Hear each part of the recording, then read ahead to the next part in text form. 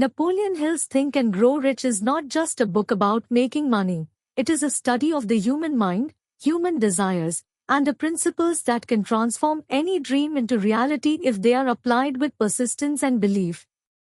Hill wrote it after spending more than 20 years interviewing and studying hundreds of the most successful people of his time, including Andrew Carnegie, Thomas Edison, Henry Ford, and Alexander Graham Bell. The core message is that success begins with a definite purpose, a burning desire, and a belief in one's ability to achieve that purpose, combined with organized planning, specialized knowledge, persistence, and the ability to influence and cooperate with others. Hill insists that riches are not limited to money alone but can also mean personal fulfillment, peace of mind, and accomplishment in any field of endeavor. He begins by emphasizing that everything starts in the mind. Every achievement, invention, and fortune began as an idea in someone's imagination. The secret is to transform that idea into a definite goal, to make it so clear and emotionally charged that it becomes an obsession. Desire, when mixed with faith, becomes a powerful driving force. He warns that vague wishing will never bring results, only a definite, burning desire backed by concrete plans and continuous action will succeed. Hill explains that one must know exactly what they want and be willing to do whatever is necessary, within moral bounds, to achieve it. This involves setting a clear goal, deciding what one will give in return, and setting a specific date for its achievement. He encourages the reader to write this goal down, read it aloud twice a day, and imagine as if it is already achieved, creating a mental picture so vivid that it influences the subconscious mind. Faith, according to Hill, is the next essential ingredient. He describes faith as a state of mind that can be developed through affirmation, visualization, and repeated suggestion to the subconscious. The subconscious accepts what it is repeatedly told, whether true or false, so one must guard their thoughts and feed the mind only with positive, empowering ideas. By constantly affirming one's belief in success and seeing oneself already in possession of the desired outcome, the subconscious will influence behavior, attract opportunities, and create the persistence needed to overcome obstacles. He notes that fear and doubt are the greatest enemies of faith, and these must be replaced with confident, constructive thinking. Hill then moves to the concept of autosuggestion, the practice of consciously feeding the subconscious mind with positive commands and goals. He explains that the subconscious mind is like fertile soil that will grow whatever seeds are planted in it, whether they are weeds of doubt or seeds of confidence and determination. By repeating affirmations of success and visualizing one's goals with emotional intensity, one is essentially programming the mind to find and act upon ways to achieve them. He provides practical exercises for this process, urging the reader to combine emotion with words when speaking to themselves, because emotion is what impresses the subconscious most deeply. Specialized knowledge is another principle Hill explores. General knowledge, no matter how broad, has little practical use in the accumulation of wealth unless it is organized and intelligently applied to a definite purpose. Specialized knowledge, whether acquired through personal experience or formal education, is essential in achieving specific goals. He points out that one does not have to personally possess all the knowledge required. Instead, one can organize and use the knowledge of others through teamwork, partnerships, or a mastermind group. The mastermind principle is one of Hill's most famous contributions. He explains that when two or more minds come together in a spirit of harmony and cooperation, they create a third, intangible force that is greater than the sum of its parts. This collective intelligence can generate ideas, solve problems, and provide mutual encouragement. Many great fortunes, he says, were built through alliances where each person contributed unique strengths and resources. Hill emphasizes that imagination is the workshop of the mind, where all plans are created and shaped. Imagination can be synthetic, which rearranges existing ideas into new combinations, or creative, which taps into the subconscious and possibly a higher source of inspiration to bring forth entirely new ideas. Every great achievement begins with imagination, but imagination must be combined with practical action. He warns that ideas without execution are worthless, and the value of imagination lies in its application to definite plans. Organized planning is the bridge between desire and achievement. Hill urges readers to form concrete plans for achieving their goals, put them into action immediately, and be willing to revise those plans when they do not work. He says that temporary defeat is not failure, it is a sign that the plan needs improvement. Successful people, he notes, are those who can adapt and persist despite setbacks.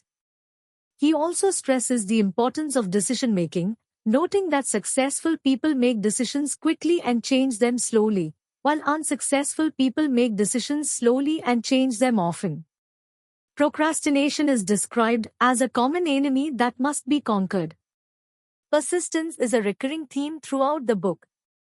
Hill argues that persistence is the quality that transforms dreams into reality, as it allows a person to withstand failure, ridicule, and obstacles without giving up.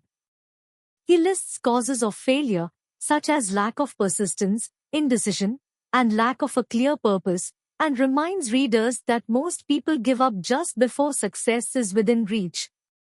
He also notes that persistence can be developed by having a definite goal, a strong desire, and a supportive environment. Another important idea in Hill's work is the power of the subconscious mind. He explains that the subconscious mind operates continuously and can be directed by conscious thought, emotion, and repetition. It influences behavior, decision-making, and even external circumstances by attracting opportunities that align with dominant thoughts. He advises readers to control their mental diet, avoiding negative influences and surrounding themselves with people who encourage their growth. Hill also explores the role of the brain as a broadcasting and receiving station for thought. He suggests that thoughts are a form of energy that can influence others and attract similar thoughts, opportunities, and circumstances. This idea ties into his belief in the sixth sense, an intuitive faculty that can guide a person toward decisions and actions that lead to success. While he acknowledges that the sixth sense cannot be easily explained, he insists that it can be developed through positive mental habits, self-discipline, and openness to inspiration. Hill does not shy away from discussing the obstacles to success, particularly the 6 basic fears: fear of poverty, criticism, ill health, loss of love, old age, and death. These fears, he explains, are the root causes of procrastination, indecision, and lack of ambition. He urges readers to recognize and confront these fears, replacing them with confidence and purposeful action. He also warns against negative habits such as envy, greed, and intolerance, which can undermine success.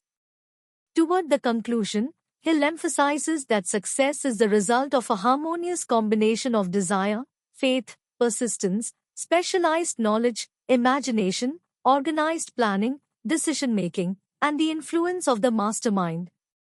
Wealth and achievement are not accidents but the product of deliberate mental and practical strategies. He reminds the reader that every person has the potential to shape their own destiny by controlling their thoughts and actions.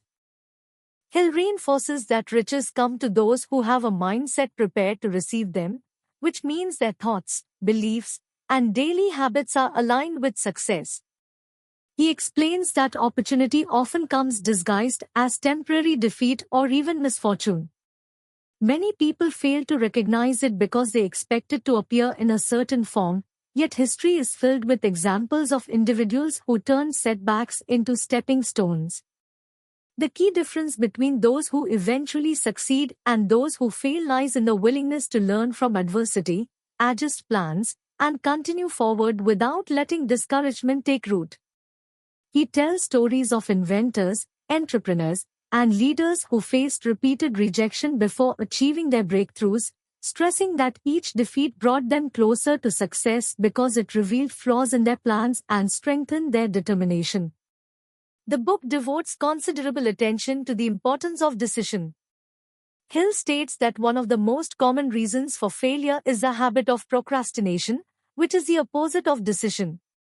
He observed during his research that highly successful people tend to make decisions promptly and firmly, and when they change their minds, they do so slowly, if at all. Indecision breeds doubt, and doubt, combined with fear, creates a mental environment where success cannot thrive. He warns that people who allow others to influence them in decision-making are easily swayed and will never master their own destiny. Taking control of decisions, even if they lead to mistakes, is far better than being at the mercy of other people's opinions. In addressing persistence, Hill treats it as a direct result of willpower and desire. Weak desires produce weak results, and strong desires naturally produce persistence. He outlines that persistence is sustained by a combination of factors: definiteness of purpose, a clear plan, accurate knowledge, cooperation with others, willpower, and habit. He advises readers to cultivate persistence by gradually building their mental stamina through repeated effort, just as physical strength is built through exercise. He assures that persistence can be developed by anyone willing to pay the price in consistent effort. Another major idea Hill introduces is the mastermind principle. He defines a mastermind as a friendly alliance between two or more people working toward a definite purpose in a spirit of harmony. This principle is powerful because it creates a synergy of ideas and energy that no individual can produce alone.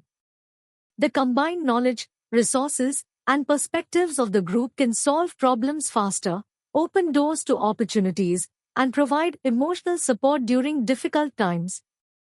Hill warns that harmony is essential. Any conflict or distrust between members will destroy the value of the alliance.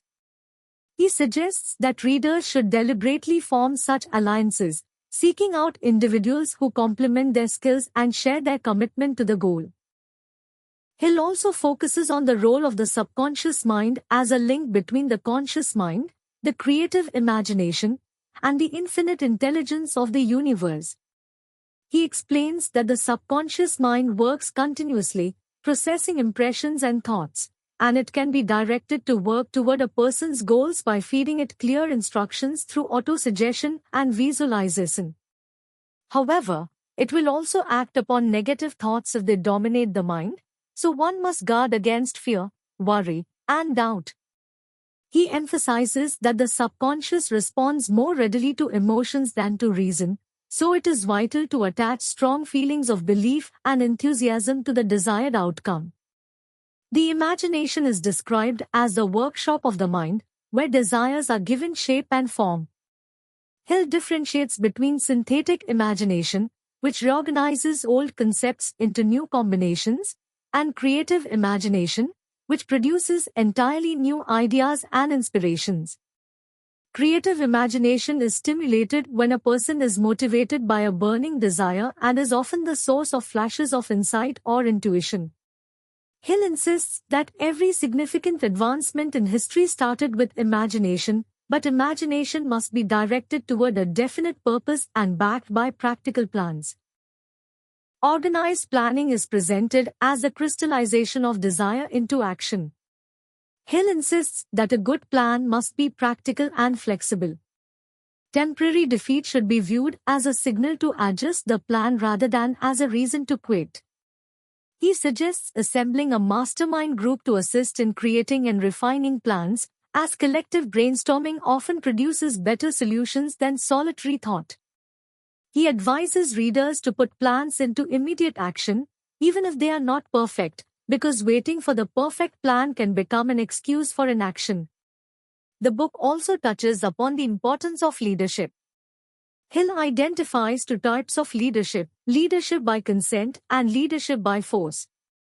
The former is the only sustainable kind in a free society because it is based on cooperation, respect, and mutual benefit, whereas leadership by force relies on fear and will eventually fail. Successful leaders possess unwavering courage, self-control, a keen sense of justice, definiteness of decision, and the ability to handle details. They are also willing to take full responsibility for their actions and to admit mistakes without blaming others. Hill notes that many people fail in leadership because they are unwilling to serve others, yet the most successful leaders are those who see themselves as servants to their team, their customers, and their vision.